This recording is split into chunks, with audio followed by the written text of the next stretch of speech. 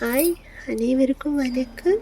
இன்னைக்கு தைப்பூசத்துக்கான 11 நாள் விரதத்தில் 5வது நாள் பூர்த்தி அடைஞ்சிருக்கு.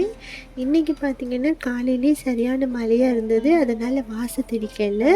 உள்ள மட்டும் சின்னதாக இன்றைக்கி ரிபப்ளிக் டேனால் அந்த கலர் வச்சு ஒரு பூக்கோலம் போட்டாச்சு. இந்த கோலம் கூட காலையில் போடலை, பாப்பா நைட்டே போட்டுட்டா. அவளுக்கு நான் ஹெல்ப் பண்ணேன், அவள் போட்டாள். அப்புறமா இன்றைக்கி டேயும் 6 மணிக்கு தான் ஸ்டார்ட் ஆச்சு. மழையினால் பெருசாக வேலையெல்லாம் இருக்குல்ல.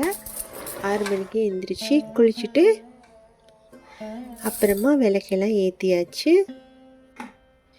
இன்றைக்கும் ரொம்பவே கோல்டாக இருக்குது, உடம்பு கூட ரொம்ப முடியல. நேற்றும் ட்ராவல் பண்ணிட்டு வந்து என்னால் வாய்ஸ் கூட சரியாக கொடுக்க முடியல. பெருசாக நான் இன்றைக்கும் வீடியோ பண்ணலை. காலையில் பூஜை வீடியோ சிம்பிளாக பண்ணியிருந்தேன். அப்புறமா நாங்கள் எந்த விலங்குக்கும் தீங்கு விளைவிக்கக்கூடாது அப்படின்னு சொல்லுவாங்க. எந்த விலங்காக இருந்தாலும் அதுக்கு நாங்கள் எந்த ஒரு தீங்கும் செய்யக்கூடாது. ஒரு நாய் பூனைன்னா கூட அதுக்கு சாப்பாடு வச்சாலே பெரிய புண்ணியம், அதை அடிச்செல்லாம் துரத்தக்கூடாது.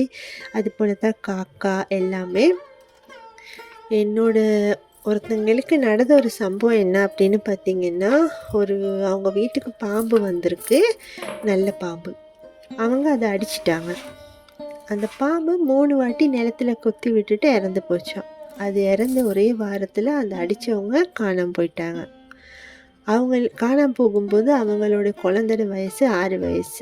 மனைவி தனியாக தான் குழந்தைய வளர்த்துருக்காங்க. அந்த குழந்தை பெருசாகி கல்யாணம் முடிச்சு போன இடத்துல நல்லபடியாக வாழலை. அதுக்கப்புறம் அந்த பொண்ணு தற்கொலை பண்ணிக்கிச்சு.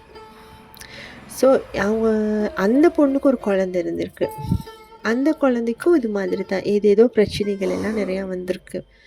ஒரு பாம்பு கொண்டதால் அவங்க பரம்பரை வாழவே விடலை. ஒரு தலைமுறை விட்டு ஒரு தலைமுறை வாழ விடாமல் ஃபுல்லாகவே அந்த தலைமுறையை அழிச்சிருச்சு. அதனால தான் சொல்கிறது, அதுங்க இறக்கும்போது என்ன சொல்லி இறந்து போகும், எவ்வளோ கஷ்டத்தில் இறந்து போகும்னு தெரியாது. அது போல் தான் நிறையா பேர் செய்வாங்க. எலி பிடிக்கிறேன் அப்படின்னு சொல்லிட்டு அதுக்கு சாப்பாடு வச்சு பிடிப்பாங்க. அது பசியில் வரும். நீங்கள் எலி பிடிக்கிற மாதிரி இருந்தாலே அதுக்கு வேறு ஏதாச்சும் பண்ணலாம். அதுக்குன்னு ஒரு எலி பிடிக்கிறதுக்கு மாதிரி ஒரு இது கூட இருக்குது, வலை கூட இருக்குது. நீங்கள் அதை பிடிச்சிங்கன்னா கூட அதுக்குள்ளே வந்துடும். அதுக்கப்புறமா போய் காட்டு சைடில் விட்டுட்டு வந்துடலாம். ஆனால் இப்போ நிறையா பேர் என்ன செய்கிறாங்க, அதுக்குன்னு சாப்பாடு வைக்கிறாங்க. அது பசியோடு வந்து சாப்பிடும்போது அது மேலே மாட்டிக்குது, இறந்து போகுது. இதெல்லாம் பெரிய பாவம். தெரிஞ்சு செய்கிற பெரிய பாவங்கள். ஒரு கொசு கடிக்குது, அதை அடிக்கணும், அது வேறு. அது அப்படி தான் அடிச்சுப்படும். அது வந்து இயற்கை, ஓகேவா? அது இல்லாமல் இந்த மாடு, பூனை, நாய், பாம்பு, அப்புறம் இந்த எலி, இதுங்களெல்லாம் வந்து எதுவுமே செய்யாதீங்க. முடிஞ்ச அளவுக்கு எதுவும் செய்யாதீங்க. அதை வீட்டை விட்டு விரட்டி பாருங்கள். இல்லைன்னா கொண்டு போய் எங்கேயாச்சும் விட்டுருங்க. இல்லைன்னா இந்த பாம்பு பிடிக்கிறவங்களாம் இருக்காங்க, வனத்துறை அப்படின்னு சொல்லுவாங்க இல்லையா, அவங்களுக்கு கால் பண்ணி சொன்னால் கூட பிடிச்சிட்டு போயிடுவாங்க. அப்படி செய்யுங்க. ஏன்னா உங்களுக்கு தான் அது பாதிக்கும். அதுக்கு தான் நான் சொல்கிறேன். உங்களுடைய வாழ்க்கையை பாதித்தது மட்டும் இல்லாமல் உங்களுடைய தலைமுறைக்கும் பாதிக்கும். சரிங்களா? அதனால் எனக்கு தெரிஞ்ச ஒரு விஷயத்த உங்களுக்கு கூட ஷேர் பண்ணுறேன், அவ்வளோதான். அப்புறம் பார்த்திங்கன்னா, இன்றைக்கி காலையில் 6 மணிக்கு எழுந்திரிச்சதாலே என் கூட ஹஸ்பண்டும் எழுந்திரிச்சு அவங்களும் பூஜை செய்ய வந்தாங்க. அவங்களும் சாமியெல்லாம் கும்பிட்டுட்டு முருகருக்கான மந்திரங்களை சொல்லிட்டு இருந்தாங்க. அப்புறம் பார்த்தீங்கன்னா இன்னைக்கு ஈவினிங் சரியான மழை.